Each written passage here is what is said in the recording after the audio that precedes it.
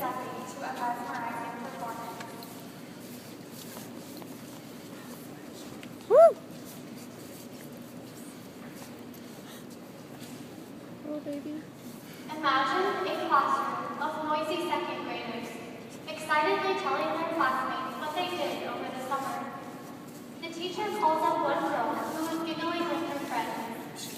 Slowly, somberly, looking pale and very serious, she goes up in front of the classroom and whispers what she did over the summer. Then, head down, scurries to sit as quick as she can. Even if you were sitting on her toes, you would not have been able to understand or hear her. That little girl was me. There were a lot of steps that I have had to take to be standing here at this podium right now. My teacher, Mrs. Reynolds, was so concerned, she had my parents take me to a speech therapist. There was nothing wrong with me, I was just extremely shy in front of people. My teachers and my parents really encouraged me to speak up and to look at people while I spoke. I tried hard, and in the 5th grade, I ran for student body secretary. I was lucky that my family was going to be at a conference for my parents' business, so the principal said I could pre-record my speech. I practiced and re-recorded many times. My mom and older brother coached me by telling me what expressions to make, how to vary my speech, and to look up as I spoke to them and the camera.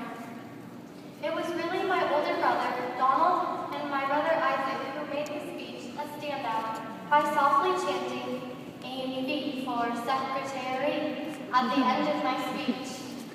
That summer, I began my involvement with Rainbow Girls by helping out Relay for Life.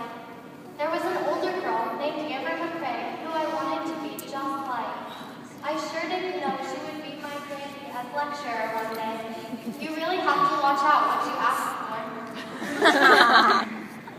By the time I was initiated into Rainbow, I was a little better at speaking up, but still I was barely heard across the room when I answered the question for roll call. One day, my mother advisor, Mrs. McRae, mentioned I should volunteer to give a tribute at our official visit. I decided that I would do it, something I never would have done before Rainbow. As I gave the tribute, I found myself speaking loudly, and at the end of the tribute, I looked around the packed quadroom and it was a success. Later, my mom asked me what possessed me to volunteer in the first place. I said, I felt safe. Everyone in the room wanted me to succeed. I knew no one would laugh at me if I messed up, Mom. Baby steps.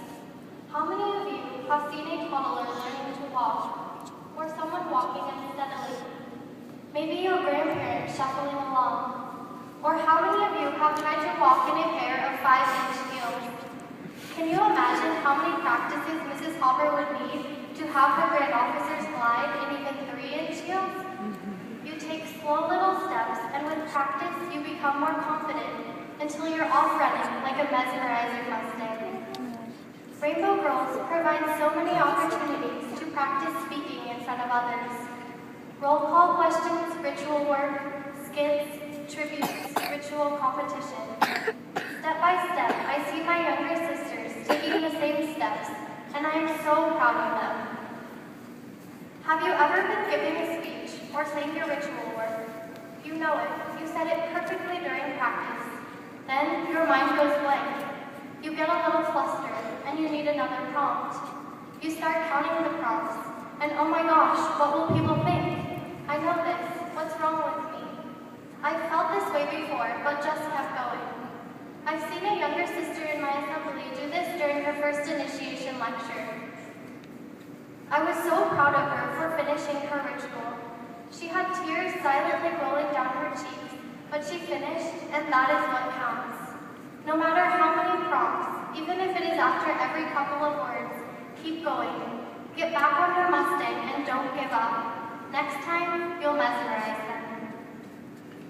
When I tell people where I am going to school, one of the typical responses is, "Oh, Stockton." And at first, I really took this to heart.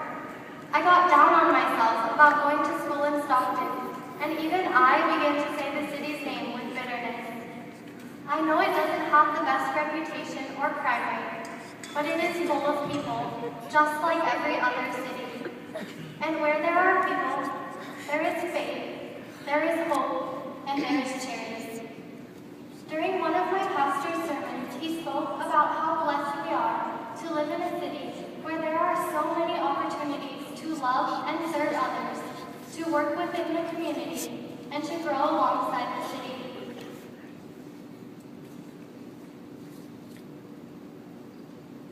It is these baby steps he spoke about, taking one small thing at a time. That is what counts. We do not have to expect great changes at once, whether we are thinking of this city or of ourselves. It is these small changes, these small efforts at improvement, that will lead to an even greater transformation. These baby steps are the process by which great change occurs. By looking at the problems in this manner, I've come to see that living in Stockton is a wonderful opportunity for me to reach outside of my comfort zone, reach out to a new community, and give back to what will be my home for the next several years. There are people, places, and things in life that we tend to view in the same way as people see Stockton. Perhaps we look down on them or consider them as unfixable. And it is during these times we forget that the most important thing is to simply take things one step at a time, to take our baby steps towards improvement.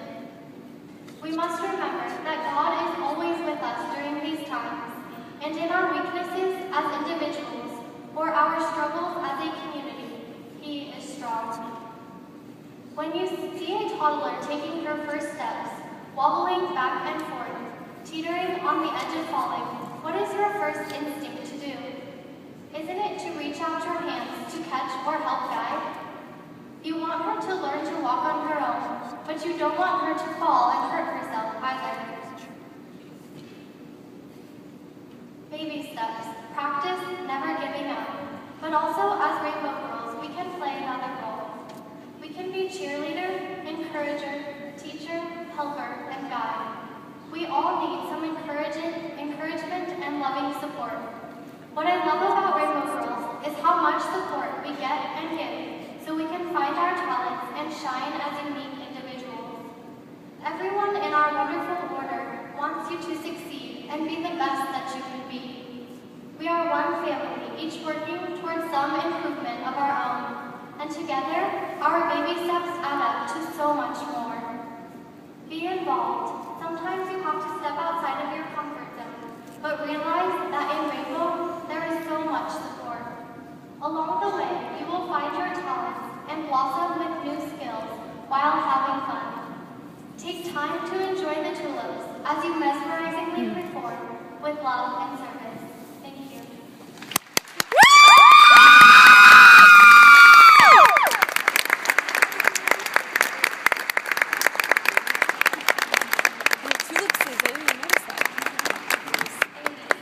You surely are artist of words. Thank you for inspiring